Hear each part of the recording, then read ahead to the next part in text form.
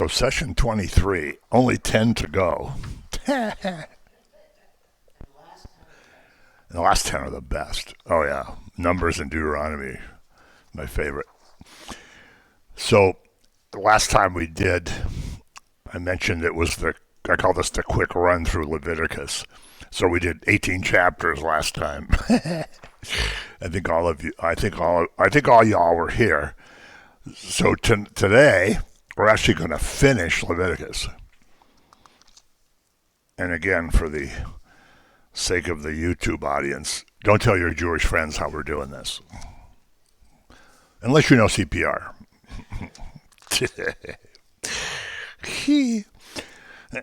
And that's and it's a legitimate, serious thing. This is obviously a difficult, complicated, sounds kind of weird book that if you studied it verse by verse, it's mind-numbing. It isn't like doing, Galatians verse by verse or even Exodus verse by verse. But we talked about how the whole thing is about blood atonement, and the whole thing is about sacrifice. And the whole thing is messy because sin is messy. And, of course, everything points to Jesus, Yeshua, because as he said, the scriptures testify of me. And so this is what this all points to. All these ceremonial rituals and all this blood and if you get into all the, put this part of the animal over here and this burn this part and eat that part and don't eat this and don't eat that. I mean, not that it isn't good to learn some of it, but it probably won't have much of an impact on your day-to-day life. And this is, one of the arguments I always have with there's probably a handful of Messianic congregations that say that they're Torah observant and that you can't follow Yeshua unless you're Torah observant. And I say, well, that's an oxymoron. That doesn't make any sense, because what are you going to do? Do all this? You're going to go to church and cut all these animals up and make a fire. And I mean, he came so he wouldn't have to do all this. But anyway, so session 23, that was just the introduction.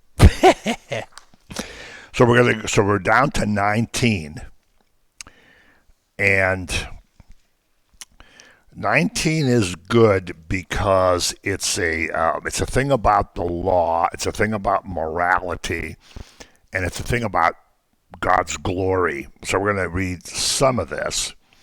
And the first two verses are so cool, 19:1 and 2. And the Lord spoke to Moses, saying, "Speak to all the congregation of the children of Israel, and say to them, you shall be holy, for I, the Lord your God, am holy."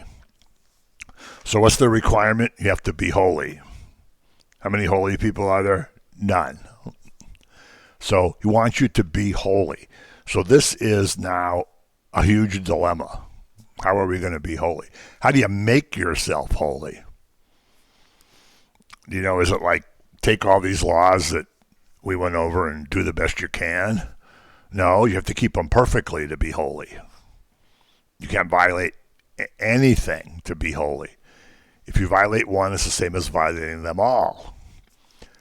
But God says, I want you to be holy because I'm holy. So this is a dilemma. And then it goes through a series of important laws and commands that all end with, I am the Lord your God. So there's no question who's saying this and how important this is. So it isn't Moses saying, there's not a thing and then it says, and Moses, I'm Moses. It says, I'm the Lord your God. So every one of you shall revere his mother and his father and keep my Sabbaths. I am the Lord your God.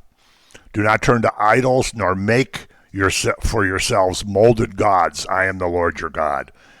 We're not going to read all of these, but then it goes through the dietary. Now, I like verse 9, because this becomes a really important part of God's welfare plan. When you reap the harvest of your land, you shall not wholly reap the corners of your field, nor shall you gather the gleanings of your harvest. You shall not glean your vineyard, nor shall you gather every grape of your vineyard. You shall leave them for the poor and the stranger. I am the Lord your God. So in other words, if you have a field of grain, you don't harvest the corners. You go over the field one time, and if you missed anything, you're not allowed to go back and get it. It's for the widows and orphans. You go through your vineyard and pick the grapes. If some of the grapes fall, if you miss some of the bunches, you can't go back and get them. They're for the widows and the orphans. So if you say, hey, those are my grapes, I'm going to go get them, then you're violating this. So there's a provision, and you notice all these things end with I am the Lord your God. So it's really important. These are religious obligations. You know, you don't say, hey, I planted that field of wheat and I'm harvesting every kernel because that's my stuff. Well, most of it is your stuff, but you have to keep some of it for the widows and orphans. Now notice it doesn't say how big the corner is, so some guy can just go like this. Or some generous guy can say, oh, that's fine, I'll just go like this. But you leave some. So then 11 through 18 is about relationships with your neighbors. See, there's still, even though he gave the law to Moses back in Exodus, there's still laws that are either being re-emphasized or they're kind of being added. He's adding new ones. So the 613 actually came from ancient days where somebody, you know, people went through and counted how many different commands there were, or mitzvot. One's a mitzvah, more than one's a mitzvot. That there were 613 of them. So that's why there's 613 fringes, and that's why he talks about the 613. So, you know, you don't deal falsely with your neighbor. You don't lie to one another. So if I say to Tony, you know, I paid $20 for this, but I actually paid $5, and say, well, I'll sell it to you for $15, then that's not dealing honestly with somebody. That would put like almost every business out of business, like overnight, except the zoo, of course. Animals are probably more honest than. You shall not swear by my name falsely, nor shall you profane the name of your God. I am the Lord. So again, you don't misuse his name. You shall not cheat your neighbor or try to rob him. You know, then it talks about fair wages. You don't curse a deaf person. It's like if you say, you know, I already repeated it 5 times. You know, screw you. I'm not going to say it again. Don't do that because the poor guy's deaf. You know, so it says don't curse a deaf person. And then it says don't put a stumbling block before a blind person. Oh, he'll never notice this because he can't see me. So he says, I am the Lord your God. So, you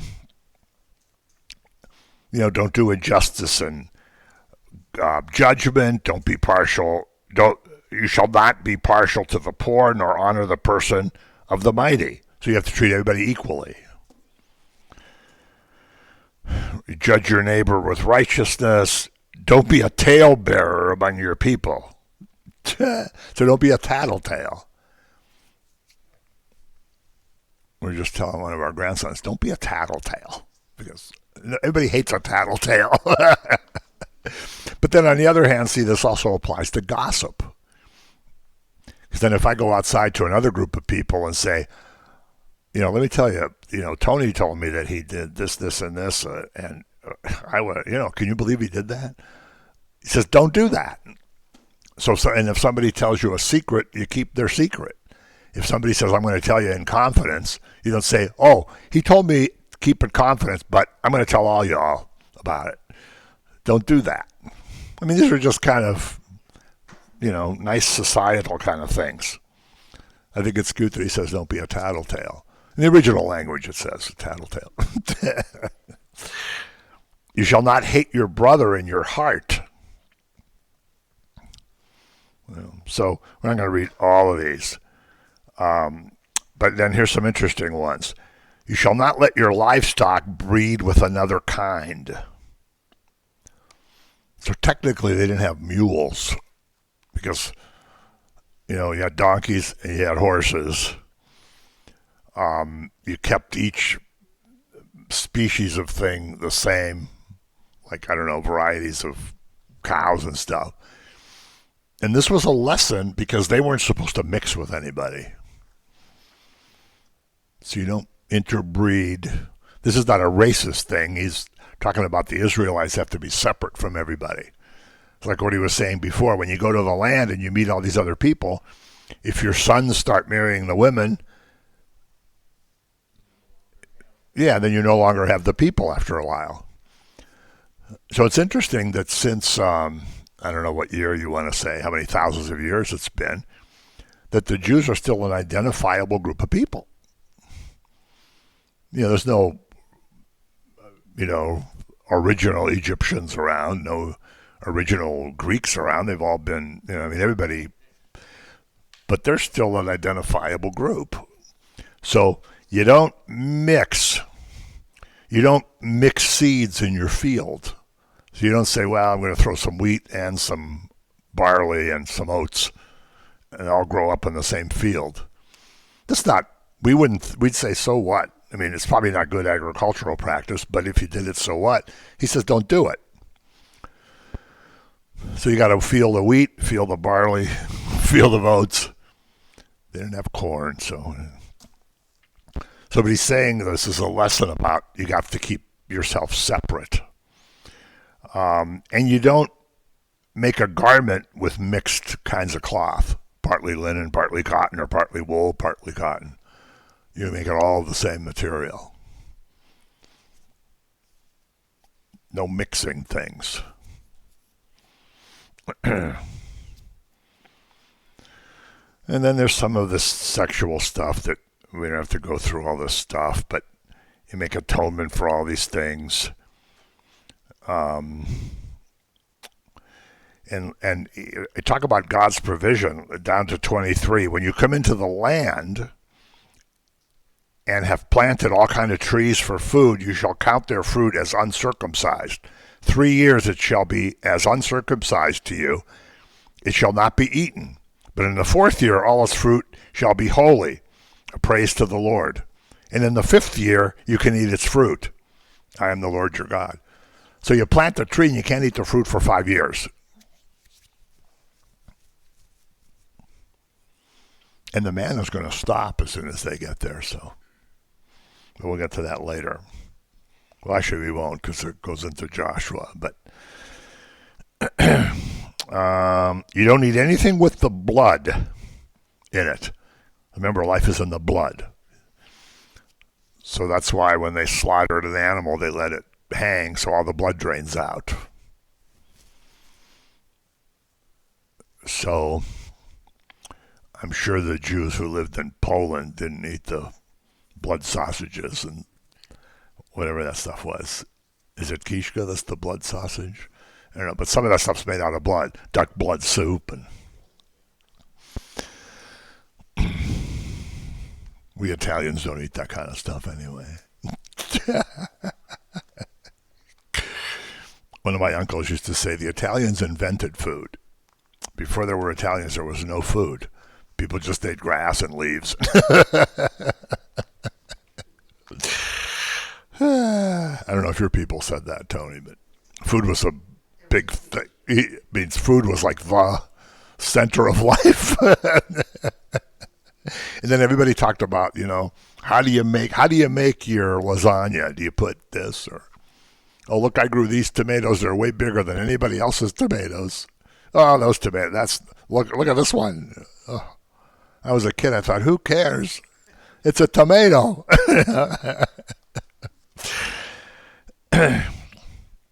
You shall not practice divination or soothsaying. So no occult, no fortune telling,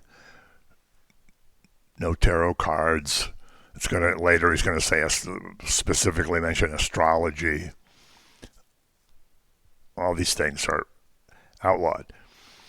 You shouldn't shave around the sides of your head, nor disfigure the edges of your beard. That's why you see the ultra-Orthodox have the peyote, which are the little curls on the temple. And our good friend Rabbi Kurt Schneider from Lion of Judah in Toledo. Have you seen him lately? He's got his peyote like this long, and and I hate to say he looks a little weird, but he looks pretty weird. I mean, unless you're going to live in an ultra-Orthodox neighborhood and wear all the other stuff, you look kind of weird wearing a suit and having these like long things coming down. You don't make any cuttings in the flesh for your dead, nor tattoo any marks on you. I am the Lord. Later he's going to say, you don't tattoo yourself or pierce yourself, because that's what pagans do. So don't do it. Do not prostitute your daughter to cause her to be a harlot. Okay, that makes sense. I mean, it's pretty basic. Lest the land fall into harlotry and the land become full of wickedness. You shall keep my Sabbaths and revere my sanctuaries. I am the Lord. Give no regard to mediums and familiar spirits. Do not seek after them or be defiled by them. Now here's a thing good for us old people. You shall rise before the gray-headed and honor the presence of an old man and fear your God. I am the Lord. So you have respect for, I mean, like some men actually have gray hair. Oh, I'm glad I don't. So try to tell a 25-year-old today that when we walk in the room, they're supposed to stand up and honor us. They probably won't. They'll probably say, "Get out of the way, you old geezer." So these are kind of, cute things. You don't mistreat strangers because you guys were strangers in Egypt. So don't mistreat a stranger.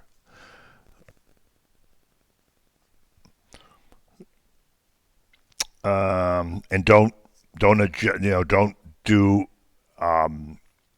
change measurements, lengths, volumes, weights. Have honest scales, honest weights.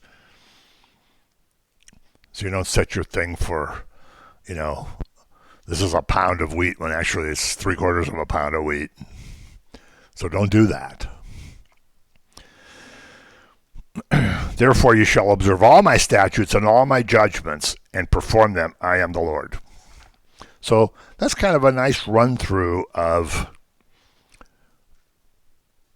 good things to do with your fellow man and good moral things to do.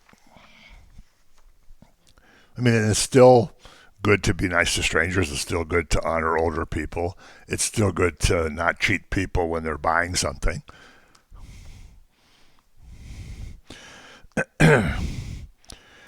And then there's all this thing about penalties that come for breaking the law. We're not going to go through all of them. But at the beginning, this is important. Then the Lord spoke to Moses, saying, Again, you shall say to the children of Israel, whoever of the children of Israel, or any of the strangers who dwell in Israel, who gives any of their descendants to Moloch, he shall be put to death. The people of the land shall stone him with stones.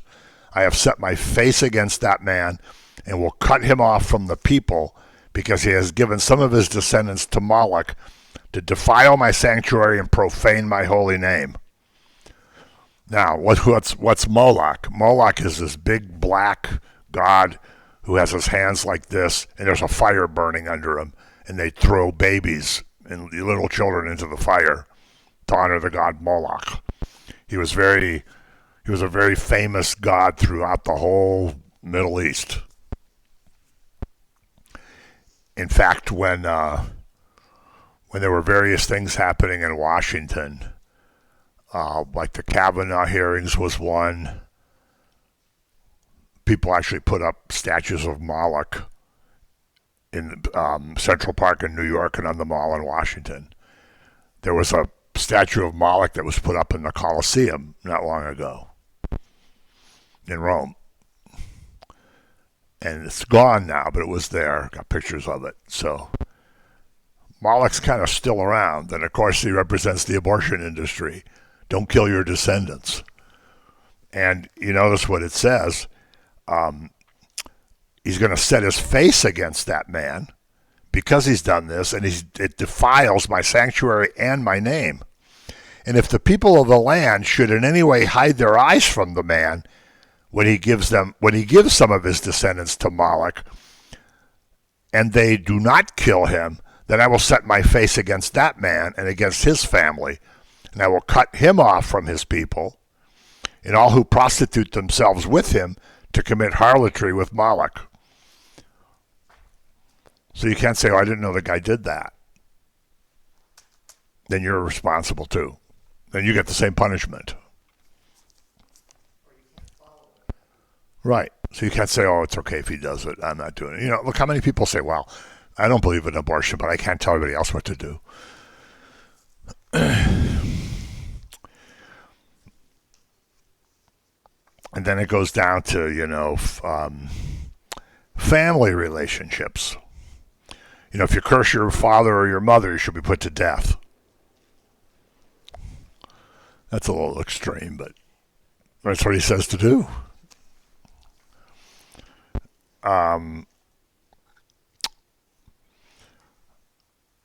Obviously, the man who commits adultery with another man's wife, he who commits adultery with his neighbor's wife, the adulterer and the idolatress shall surely be put to death. Now, as you know from various other stories, even in the New Testament, the idolatress was usually the one who got in trouble. The idolater was usually nowhere to be found, or he was one of those guys who was there.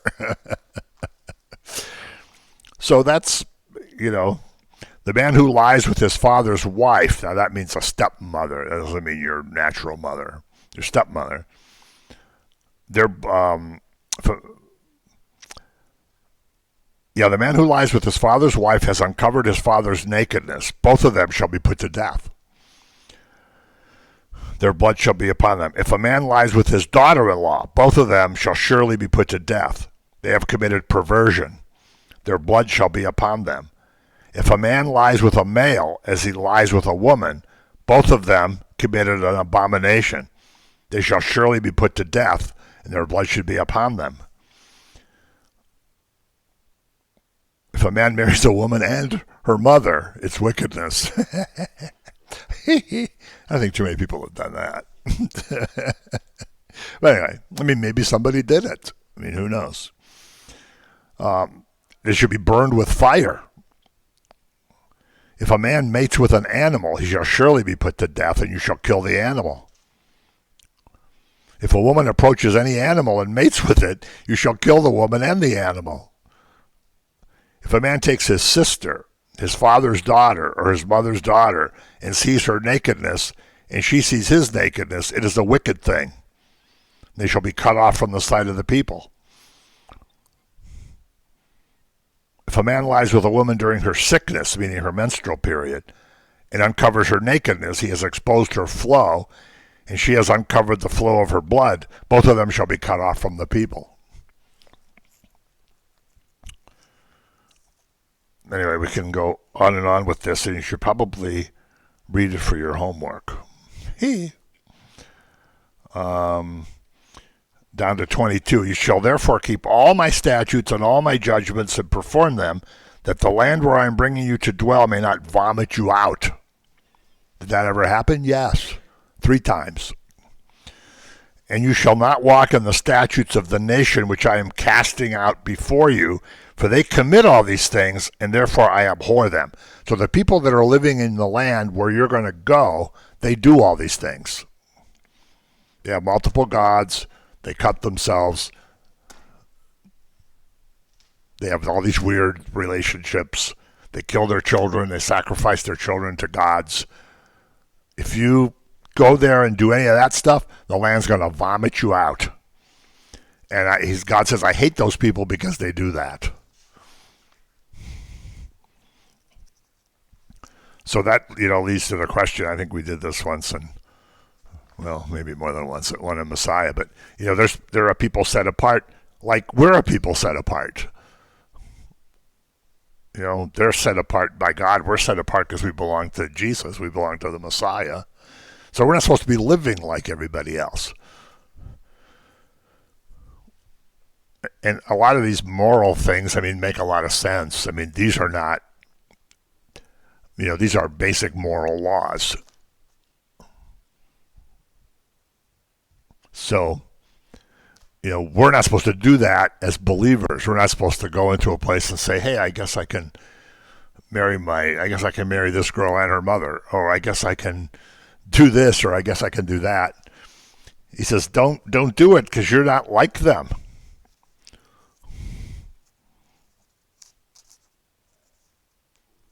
And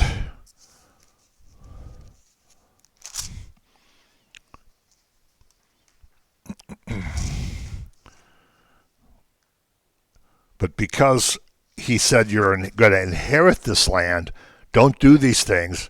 I am the Lord your God who has separated you from the peoples.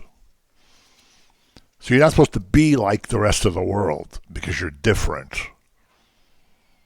So when we see all these people, in Hollywood living their lifestyle, we as believers aren't supposed to say, wow, I wish I could be like that. I wish I could live there. I wish I could have that, and I wish I could have this other thing, and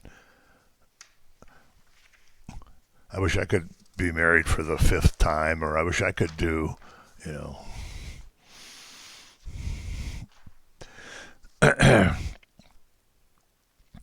this, I'm the Lord your God who separated you from the people. Even in Peter's first epistle, he says, we're a royal nation, we're a priesthood, we're a people set apart. Because he's actually quoting from this. He says, we're a people set apart. So Peter in the New Testament says, don't live like all the people around you. If your neighbor's shacked up with some woman and their kids are running around all over the place, you don't say, oh, I think we should do that too. Don't be like everybody else because you're different. Later on he's going to say, when you go to the land, don't get a king for yourself because I'm your king. They get to the land, they say, we want a king. And Samuel says, well, God is your king. And what do they say? We want a king because we want to be just like everybody else. So you can see as believers, as the body of Christ, we shouldn't be saying we want to be like everybody else because we're separate. You shall distinguish between clean and unclean animals, between clean and unclean birds. And you shall be holy to me, for I, the Lord, am holy, and have separated you from the peoples, that you should be mine. A man or woman who is a medium or has familiar spirits shall surely be put to death. They shall stone them with stones. So when you're driving down the street and you see like the fortune teller place and the tarot card place, you drag them out and you kill them with stones. No. Then you'll go to penitentiary for life. Where's Jordan? I thought that was funny, but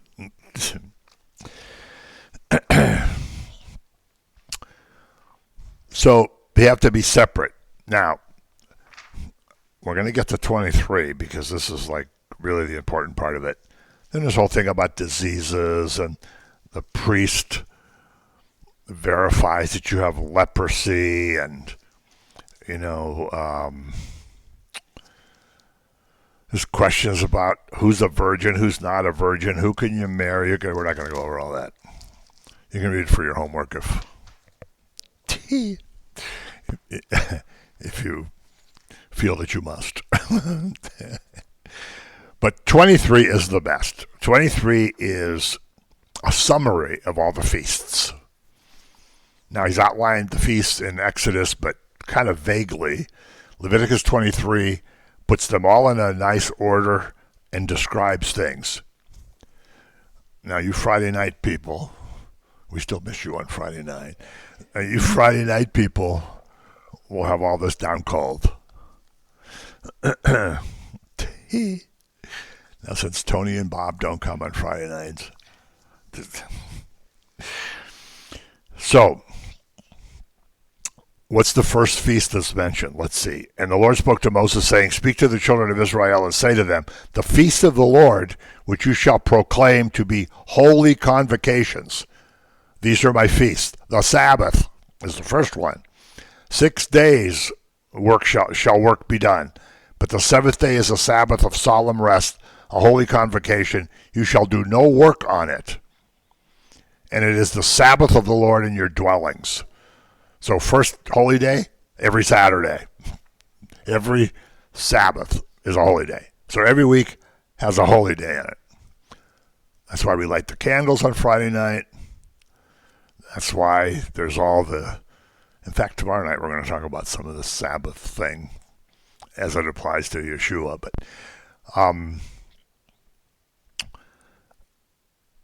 why it's so important and how it leads to so much tradition later about you can't do this and you can't do that and you can only walk so far and then you can't flip the light switch on and you can't, are you allowed to do CPR? Well, yeah, I guess, because you're trying to save somebody's life, but you're doing work. Oh, I don't know. I mean, you can make yourself crazy. So the Sabbath is the first one. It's emphasized. It takes precedence actually over all the feasts. Back in Exodus, I can't remember if it was 30 or 31. There's the Sabbath is the most important of the feasts. Even if you don't do anything else, you have to keep the Sabbath. In fact, an observant Jew is defined as somebody who keeps the Sabbath, even if you don't keep the other feasts, which I don't see why you wouldn't. But if you don't, Sabbath is the first. These are the feasts of the Lord, holy convocations, which you proclaim at their appointed times. How many times have we talked about that? Everything's at an appointed time. The feasts are called Moadim in Hebrew, which means appointed time. There's a time, exact time for each thing. He never says, sometime in the spring you can do Passover whenever you feel like it. And if like the people over here want to do it on April 1st, the people over there want to do it April 10th, I don't care. No, it's like boom, boom, boom, boom, boom.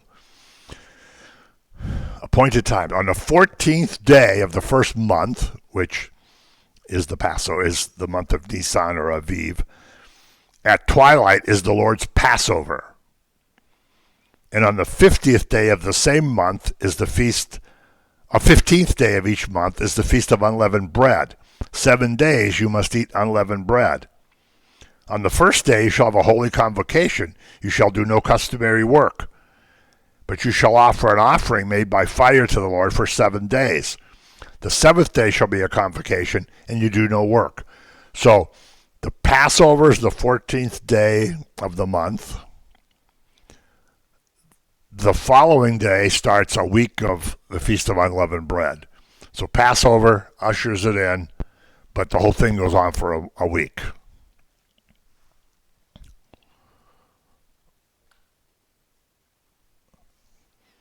Okay, so it's important. And the Lord spoke to Moses, saying, speak to the children of Israel, say to them, when you come into the land which I give you and reap its harvest, you shall bring a sheaf of the first fruits of your harvest to the priest.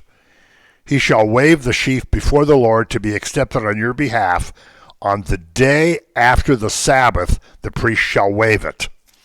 So the first Sabbath after Passover, the following day is the Feast of First Fruits. The Feast of Unleavened Bread, Sunday, Easter Sunday, Resurrection Sunday, was the Feast of First Fruits. So he rose from the dead on the Feast of First Fruits. So as Paul says later in 1 Corinthians, he's the first fruit of the resurrection. That's why he says that. See, if you don't know the Old Testament, You don't get the impact of what he's saying. Jesus rises. He's the first fruit. Because when you take your initial barley to the priest and you wave it before the Lord, the rest of the crop becomes holy. So when his sacrifice was acceptable to the Father, he makes the rest of the crop holy, which is us. So first fruits. We haven't really celebrated that on Friday nights because it's kind of hard to do. Unless you have some barley, sheaths of barley. I don't think I've ever seen barley. I mean, other than in packages, but I don't think I've ever seen it growing.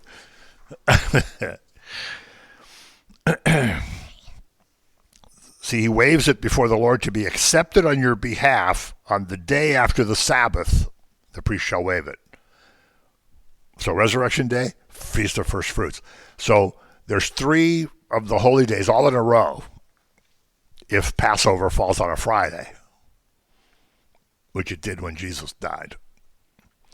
Now, if Passover falls on a Tuesday, then it gets a little messed up. First Fruits is always on a Sunday because it's the day after the Sabbath. But since he died on Good Friday, First Fruits was Sunday, which of course started Saturday night at sundown. So he could have risen any time after sundown on Saturday.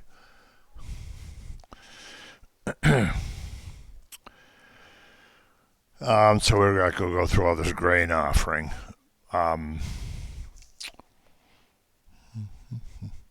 Then the Feast of Weeks. We're counting down right now to the Feast of Weeks. Okay, we call the Feast of Weeks Pentecost. The official name, their name is Shavuot, that means weeks. And the reason it's called the Feast of, we call it Pentecost because of the Greek Old Testament for 50 days. Penta. So Pentecost, 50 days. Because of what's going to happen in this next paragraph. They call it Shavuot because of what happens in this next paragraph. You shall count for yourselves from the day after the Sabbath, from the day that you brought the sheaf of grain offering, 7 Sabbaths shall be completed. Count 50 days to the day after the 7th Sabbath. Then you shall offer a new grain offering to the Lord. Grain offerings, a lamb, proclaim a holy convocation. And this was originally a wheat harvest, which comes roughly 50 days after Pentecost.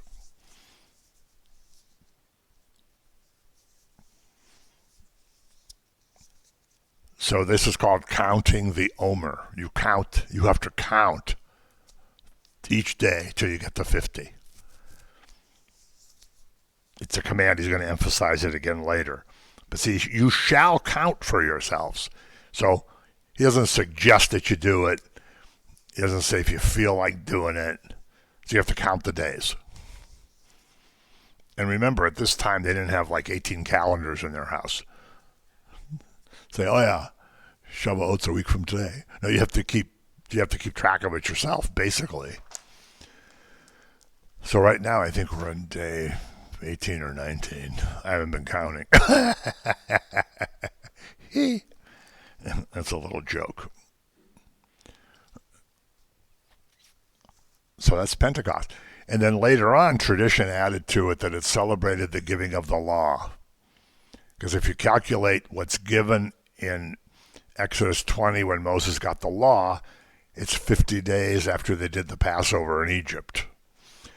So it came to be known as also celebrating the giving of the law.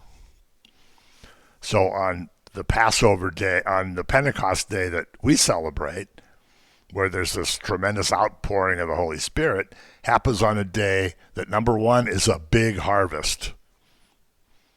And it was the birth of the church, a big harvest. And the law is now written on our hearts, as it says in Jeremiah 31:31. I'm going to make a new covenant with you. The law is going to be written on your heart, not on stones. So it's not a coincidence that the Holy Spirit falls on Shavuot, Pentecost. Those guys would have called it Shavuot because they probably didn't know Greek. In fact, that's day 20. Okay. Okay. I haven't been counting very well. Now, is the Christian things, the feast set up that way? I never really counted. Is it really 50 days since Easter? I don't know. Or since the Saturday after Easter? No, I don't know. I'll figure it out when we get home. And the good thing is, when you're a believer in Yeshua, you don't have to worry about stuff like that. It's just nice to know that you're counting the Omer. Then the Feast of Trumpets. Now this, you notice, this is Rosh Hashanah. This is now the first of the fall feasts. Those other ones are all spring feasts. There's only spring and fall feasts. Now you notice the Feast of Trumpets has the shortest description. And the Feast of Trumpets is technically the only one that Yeshua, Jesus, hasn't fulfilled yet.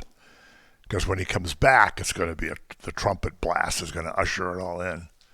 Woo, I hope it's this afternoon. Actually, I hope it's right now while we're still here. Then we can be in heaven going, wow, we don't have to worry about listening to this boring Bible study anymore. Do you have any coffee and donuts up here? I want to ask some big angel, like, where's the closest place you can get coffee and donuts? They got a great Paneras up there. It's like all made out of gold and precious stuff. The coffee's always really good. Yeah. I got the coffee subscription.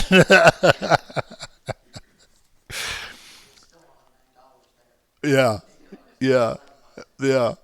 I love that cartoon. I don't know if you saw it going around on Facebook, where St. Peter's at the gate and the guy's standing there and Peter's going, your username and password don't match our records.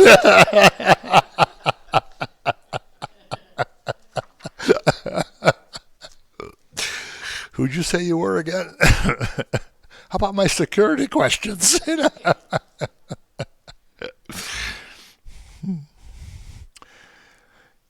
Now look how short the Feast of Trumpets is. And the Lord spoke to Moses, saying, speak to the children of Israel, saying, in the 7th month, on the first day, the only feast day that's on a new moon, it's a beginning of the month, you shall have a Sabbath rest, a memorial of blowing of trumpets, a holy convocation. You shall do no customary work. You shall offer an offering. Short description. New moon. And because it's a new moon, I don't know if you guys are interested in astronomy, but seeing the new moon is kind of hard to do. I mean, if you live in a city, it's impossible because you can, there's a vague little disk of the moon. If you live in a country, you can see it real nice. But they had spotters on the wall that would look for the new moon because it was critically important. It was the beginning of a month. Here's the beginning. Here's the feast day. So there's a little bit of uncertainty as to when it actually starts. It could be now, it could be an hour from now, it could be a few hours from now. But when two spotters say, oh, there's the new moon, and they blow the trumpet or run and tell the high priest or whatever they did, text it to him, just saw the new moon, then the month begins, then the feast begins. So the Feast of Trumpets, Rosh Hashanah, Yom Teruah, technically, it's called. There's a little uncertainty to it, just like Jesus coming back. Nobody knows exactly when it is. So I thought that was kind of neat. Then the Day of Atonement. So we know this. The 10th day of this month. So, these are the high holy days from the 1st of the month to the 10th of the month. And we're not going to go through it in detail, but this is where you pray every day and you fast and you pray that your name be written in the book of life. You say, well, I was a big screw up all of last year, but now this year I'm going to be really good. I'm going to keep all the commandments. I'm not going to call my neighbor an idiot anymore, at least for next couple days. But it's a time where you examine yourself, and because on Yom Kippur, what happens? The 10th day shall be the day of atonement. Notice it's not called forgiveness; it's atonement. It's a little bit less than forgiveness. We have complete forgiveness in the blood of Jesus. Amen. Amen. So this is forgiveness, but it's, I don't know I'm not a theologian. I don't want to say a little less forgiveness, but it's a covering. The name Kippur actually is a cover. Yom Kippurim is the day of the coverings. So it shall be a holy convocation. You shall afflict your soul. In other words, you repent, you meditate, you do penance, you don't watch the football game all day, you don't go to the movies, you don't go out for a nice dinner, you don't go out with your friends drinking. It's a day where you afflict your soul. You don't do any work. If you don't repent, if you don't afflict yourself, you're thrown out of the community. Any person who does any work on that same day, that person I will destroy from among my people. You shall do no manner of work. It's a statute forever. And then later on, we're going to get into the sacrifices and the high priest. But this is, of course, fulfilled by Jesus on Passover. Like Passover was fulfilled by Jesus on Passover. He actually fulfilled both Passover and Yom Kippur when he died, because he was a sacrifice, and he was also the sacrifice for the sins of the people. So as we see, the high priest goes into the Holy of Holies only on Yom Kippur. He takes the blood, he sprinkles the blood for the sins of the people. But then, as we saw and we'll see again later, the priest is also a sinner. So first he has to make a sacrifice for his own sins, and then a sacrifice for the sins of the people. Whereas Yeshua, as the eternal high priest, doesn't have to make a sacrifice for his sin, so he just offers himself for the sins of the people. And the writer to the Hebrews tells us, instead of like the high priest going through the veil and into the Holy of Holies, Yeshua goes through the veil, which is the heavens, and he goes with his blood to the throne, not just to the top of the mercy seat. So, very powerful fulfillment. And then the last fall feast, which is the most fun one, I think, is Tabernacles or Sukkot. Sukkot is the plural of Sukkah. Were you guys coming when we used to build the sukkahs outside?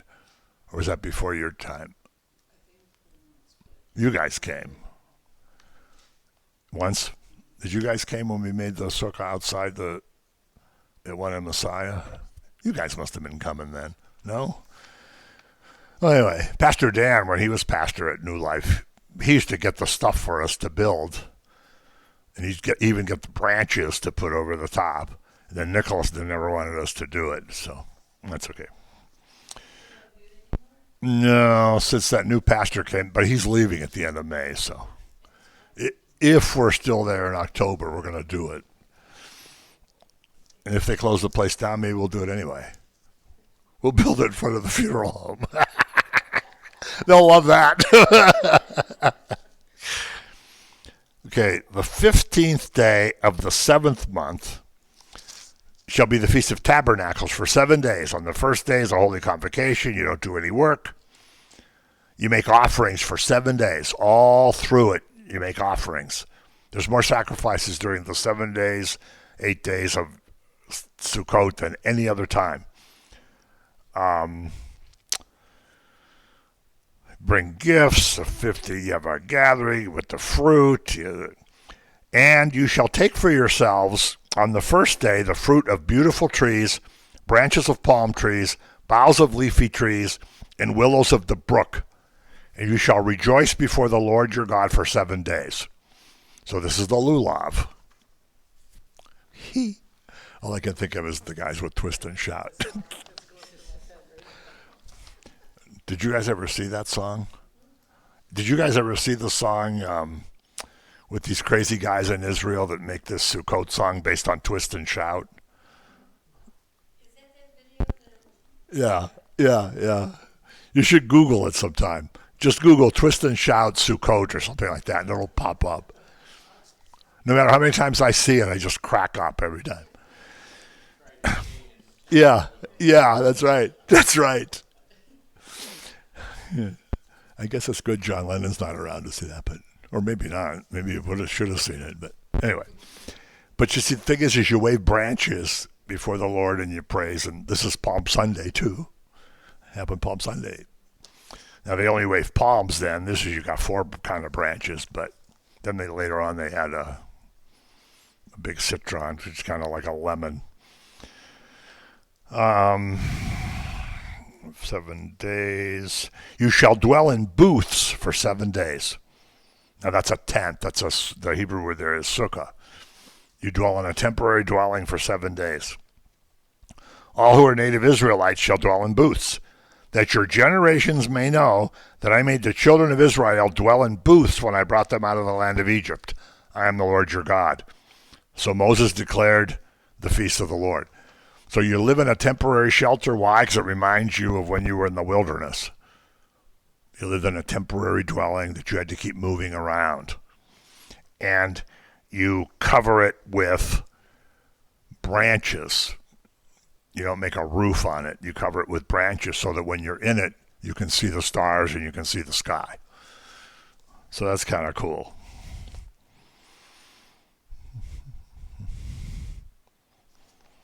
And so these are statutes for all generations. Then it goes into you have to have pure olive oil for the lamps. And there's a priest responsible for always making sure the sanctuary light is burning. Always has to be on. So like if you're, I don't know how many priests they had doing it, but boy, if you could get a job like that, that was great. You just like watch the light and make sure it's burning. Uh-oh, it's getting low. Go get some more oil. But then if you fell asleep and it went out, you probably got fired. Where's Jordan? Yeah, but they had some of the priests. That was their only job, to make sure the light was burning. And since you were, if you were a Levite and you were the priest, you could just order somebody else to go get the oil. You better go get some more oil. I got all this cool stuff on. I don't want to get dirty. It's a tough crowd. So it always has to be pure olive oil, incense with frankincense, it's always going. And then there's this thing called the showbread. Okay, you make 12 cakes, 12 loaves of really fine bread. And there's a table in front of the veil. So in front of the holy place, there's a table. You put 12 loaves of fine bread. And it stays there. You put it on the Sabbath, and it stays there till the next Sabbath. Then on the morning of the next Sabbath, the priests eat that bread, which by that time be a little crunchy and maybe a little moldy. And then they replace it with 12 fresh loaves. And only the priests are allowed to eat the bread. Nobody else. So if you're from, the tribe of Dan, you can't go up there and say, I'm going to go make some toast with that stuff. Only the priests can eat it. So, interestingly, since Jesus calls himself the bread of life, the living bread, the bread come down from heaven, does the bread of life discourse in John 6. Here you have bread is always at the presence of God. There's always bread in front of him. Not to mention he's born in a place that means house of bread. So bread always in front of the holy place. Isn't that cool?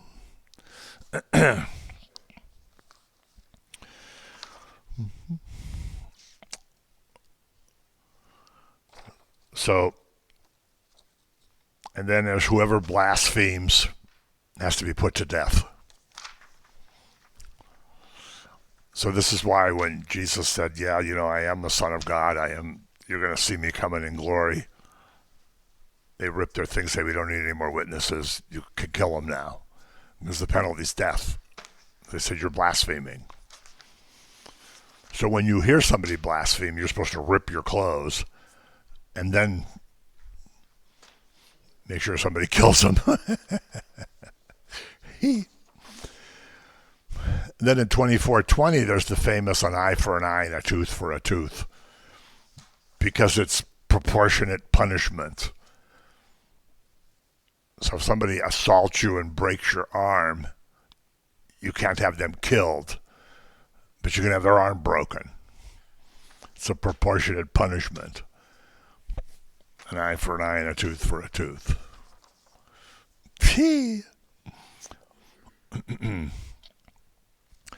And then it goes into there's a Sabbath for the land every seventh year, the Shemitah year.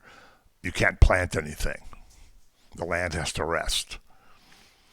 And so you harvest, you don't plant. So some stuff will grow naturally, but you're not allowed to use it. It's for the widows and orphans. And later on, it's going to specify not only the corners, but you only go through the vineyards once. You only shake the nut trees once. In other words, you don't completely harvest all your stuff, because some of it's for the poor people. Which is a cute idea, but doesn't really work in our society. Yeah, but that's for sure. Every kernel, yeah. But so you can't work the land. Whatever grows belongs to poor people and strangers, and you can't eat any of it. So you have to trust that you're going to be provided for that year and until you bring the next harvest. When they got to the land, there was a problem. Nobody did this for 490 years. 7 cycles of 70, nobody did that.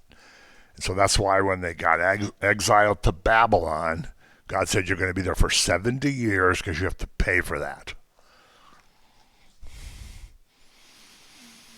You had to pay 1 year for each of the cycles. So 70 years in Babylon because you didn't let the land rest. And God says when you're in Babylon, the land's going to rest. And nobody planted anything there. I don't know. I don't know what the Babylonians did, but God says that it's going to rest. So that Babylonians were feeding them in Babylon. Well, they had good restaurants in Babylon and a lot of fast food and street tacos and stuff. Oh, boy, Linda's the only one thinks that's funny. I hope Jordan's going to watch this. But anyway, so God says, well, now I'm going to make the land rest for 70 years. 7 cycles of 70. Because you didn't do this for 490 years. Now, when the people got exiled by the Romans, the land rested for about 1,800 and some years. I don't know if it comes out to a multiple of 7. I have to check it out, but and then every 50th year is a jubilee. All the debts are forgiven. Big celebration. But you're not allowed to plant anything. Slaves are freed. It's like a fresh start. So that prefigures the Messiah. You get a fresh start, even though you're a disaster.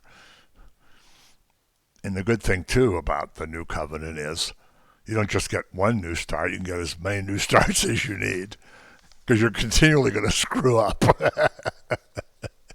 If you only got 1 second chance, that wouldn't be good. But you get a 3rd and a 4th and a 5th. Then when it gets to be 1,028 new chances, you say, whew. So that's the Jubilee.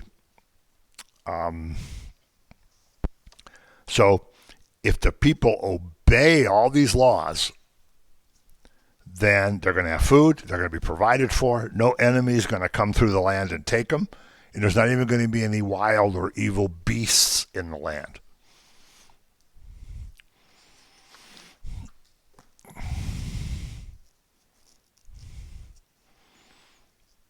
Yeah, so every 50 year is the Jubilee. And again, I have to emphasize that you really need to read this for yourself because this certainly doesn't cover it. Let's see. Redemption.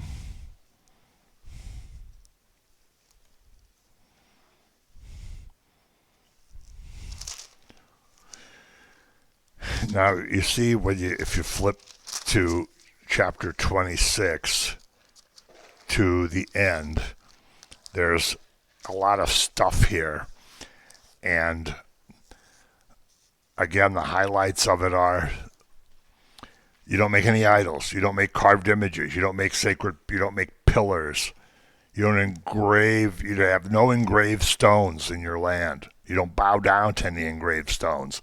I am the Lord your God. You keep my Sabbaths, you revere my sanctuary. You walk in my statutes. He's kind of like summarizing everything. If you do these things, I'll give you rain. You'll have good produce. The threshing will be good. You'll eat your bread. There'll be peace. No evil beasts. You can chase your enemies away. Now this is good. Down in, what is this? 26:11. I will set my tabernacle among you. Okay? So I'm going to have my holy place with y'all all the time. I'm always going to be living with you. Now remember, in Sukkot, they're making temporary shelters. And how did Jesus fulfill that? Well, he came to live with us, and he had a shelter like ours. I don't call it temporary because he got his glorified body immediately. We're living in these miserable shelters that will last for a while. And then, unless he comes back, and I hope it's today, if he comes back today, then we won't have to die in these miserable tents. But if he doesn't come back for 30 more years, this temporary shelter will be buried somewhere, but I'm still going to be with him. And then when he comes back, at some point, the body's going to come and be joined with our soul, and I'm going to have hair, and nobody will recognize me. Isn't that weird? So, look at, I forgot verse 8. It's so cool. 5 of you shall chase 100, and 100 of you shall put 10,000 to flight.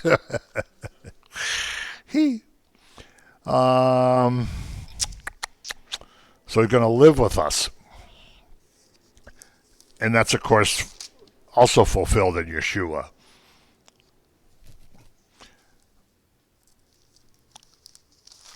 And so at the very end, the very last verse of Leviticus I like. These are the commandments which the Lord commanded Moses for the children of Israel on Mount Sinai.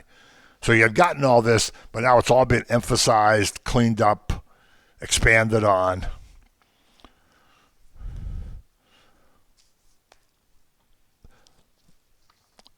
So that's a wild, crazy run through Leviticus.